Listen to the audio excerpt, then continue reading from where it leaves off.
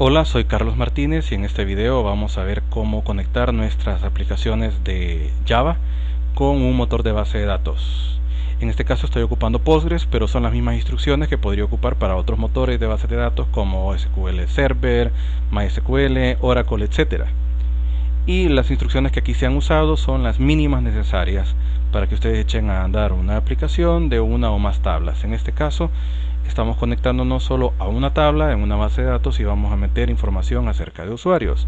Supongamos que voy a poner acá a un nuevo usuario que se llame Daniel Hernández y que su ID sea, bueno, ya hay 0123, voy a poner un ID 4, estos son datos de prueba meramente, un alias de DH y una clave que sea el mismo DH, pero aquí estoy usando un objeto que no es un JTextField, sino que es un objeto password que hereda sus características del textfield, con la diferencia que oculta los campos,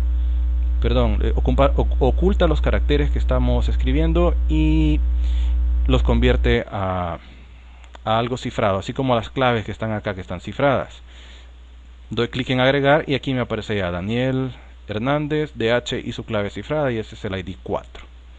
Y luego, ¿qué tal si yo quiero cambiar el nombre de Ana, por decir un caso? Digamos que no era Castro, sino que era Ana Ruiz, supongamos, y luego su alias no va a ser NC, sino que va a ser RR, minúsculas. Entonces doy clic en modificar y ya me aparece modificado Ana Ruiz y ya me aparece modificado el otro registro que estaba inserto, y veamos en la base de datos de Postgres. Aquí tengo la tabla de usuario, darse cuenta que nombre, apellido, alias y claves todos son tipo carácter y solo el ID es entero. Estos tipos de datos se respetan en Java, como ya veremos. Voy a darle un vistazo y aquí tengo la información de la tabla con el nuevo campo que acabo de poner, el nuevo registro, y está así, con los cambios, tal cual. Podemos hacer uno más, una nueva inserción. Podríamos cambiar el nombre de Ana y podríamos ponerle Zulma, y le voy a dar modificar, y aquí aparece Ana, pero al recargar la consulta aparecería como Zulma. Entonces cualquier aplicación en cualquier lugar de la web, si tiene el acceso con la dirección IP a este servidor de base de datos, puede estar cambiando la información, y esta está conglomerada y tiene todas las virtudes de cualquier gestor de base de datos. Postgres, en mi opinión, es muy bueno. Para que esto sea posible, tendríamos primero que crear una base de datos, como ya se ha visto, crear esta tabla que aparece aquí en pantalla, y al nomás hacerlo no podemos conectarnos con Java, sino que necesitamos crear un usuario y una contraseña, igual que con el correo electrónico tenemos un usuario y una contraseña. En este caso damos, además de crear el usuario y la contraseña, damos permisos para poder usar la información de esta tabla en específico, y esas líneas de código fuente las tengo acá. Create user, que es crear usuario, yo le puse mi nombre y luego el peor password del mundo, que es el mismo nombre del usuario. Con eso creo mi usuario y mi contraseña, como cualquier correo electrónico o cualquier otra cuenta que siempre usa usuario y contraseña. Grant all privileges es la instrucción que le dice, mire, como por defecto en todos los motores de base de datos respetables, el usuario no puede hacer nada al nomás entrar, y no debe hacer nada, no tiene permiso de nada por motivos de seguridad. Entonces yo le voy a dar todos los privilegios sobre la tabla usuario al usuario Carlos. O sea, yo le doy los permisos específicos al usuario, si no, no va a poder hacer nada. Con este me voy a conectar en Postgres, en Java, como ya lo veremos. Bien, veamos aquí en diseño. Este es el formulario, y los datos que se cargan en la tabla son los datos que se dan predeterminados, que se cargan desde el constructor del formulario. Veamos el constructor, o antes de este, dos objetos que vamos a ocupar en toda la clase del formulario, aunque son privados, pero se ocupan durante toda la clase. es el objeto conexión, que es el que nos guarda la información de la conexión al motor de la base de datos, que es donde está viva la conexión entre el lenguaje y la base, y el modelo de las tablas, como ya lo hemos hablado. Luego de inicializar los componentes en el constructor, vamos a poner los códigos de base de datos con un try catch, obligación. Si no va dentro de try catch, da error, es obligado. Y luego, esta información que está acá la he tomado del proveedor del driver de la base de datos, que es la gente que desarrolla el driver de Java para Postgres. Ellos son los que dan esta información, yo la he simplificado lo más posible, y para poderse conectar estas instrucciones son dogma.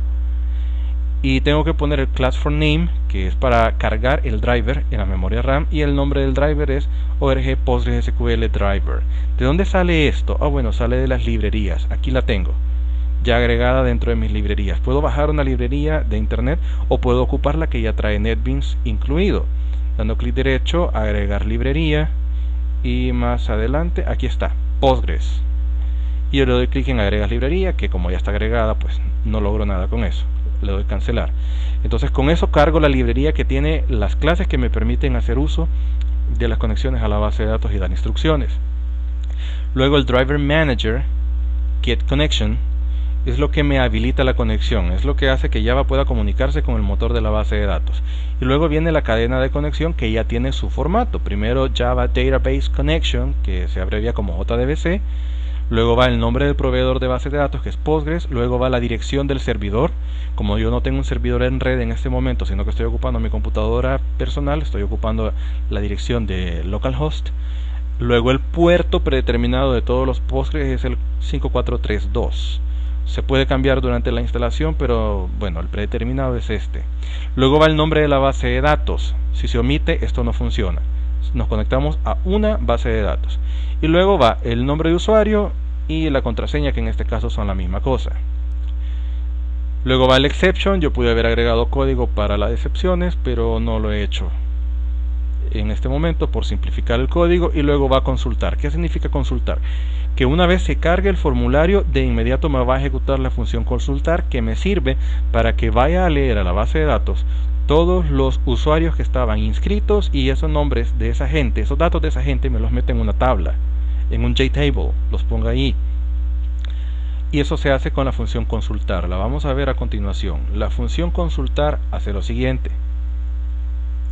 Siempre haciendo uso de un try, tal y como se ha dicho, vamos a usar estas tres instrucciones que también son dogma. Esto es código básico JDBC. De esta forma se hace con la mayoría de motores de base de datos. Entonces, hacemos uso de una conexión previamente establecida. Este código puede ser copiado y pegado, pero si usted lo copia y lo pega y no ha ejecutado primero el código recientemente visto, que explica cómo ejecutar una conexión y que eso sea exitoso, si eso no funciona, entonces no funciona esto, porque usted va a crear un objeto statement, que es un objeto de instrucciones, que crea un objeto de instrucciones con create statement en base a una conexión válida. Si usted no ha corrido el código para generar una conexión válida, esto va a dar error toda la vida, aunque el resto de las instrucciones estén correctas. Ojo con eso. Entonces, yo lo he corrido en el constructor, que está acá. Si usted lo va a automatizar en un objeto, en una clase, y usted lo quiere poner como una función, magnífico, lo puede hacer, pero primero invoca esa función de conectar y luego todas las demás funciones de insertar, modificar, etcétera, hasta eliminar lo que usted quiera hacer. Bien, entonces lo primero es crear esa instrucción, luego se crea la cadena de la consulta. ¿Y qué es esa cadena de la consulta? Es una instrucción select, tal y como la hemos visto en otros vídeos, que estamos pidiendo que se vayan a traer de la base de datos 5 campos, 5 atributos: nombre, apellido, alias, clave y un ID. O sea, van a ser como que si fuera una hoja de cálculo que tiene filas. ¿Cuántas filas van a ser? Pues todas las filas, porque esto no tiene un where. Va a ser todos los registros que estén en esa tabla, pero me va a dar 5 columnas, que son estas que están ahí, de la tabla de usuario. Y bueno, esto es una matriz, lo que me va a devolver, lógicamente, una matriz bidimensional que va a estar ordenada por el ID, porque eso es la disposición que yo tuve a la hora de programar. Usted le puede dar el ordenamiento que usted desee. Luego, esto nada más el query es un string, es la instrucción en string. Ese string como instrucción usted lo manda al motor de la base de datos y realmente lo ejecuta el objeto statement, que es el objeto que ejecuta las instrucciones, y lo hace mediante execute query. La función execute query es la que realmente manda la instrucción al motor de la base de datos y es la que le dice ejecúteme esta consulta. Los datos se guardan en otro objeto que se llama result set. Entonces todo ese montón de filas o registros que tienen varios campos, cada fila o registro se guarda en un conjunto de datos, en un objeto que se llama result set. Bien, lo demás es lo que ya hemos visto innumerables veces, que es darle formato y meter información en un objeto JTable, que hacemos el acceso al modelo, luego limpiamos con setRawCount, limpiamos esa tabla para que esté vacía, porque cada vez que se cargue la consulta se borra y se vuelva a cargar con los nuevos datos, y hacemos un vector de objetos.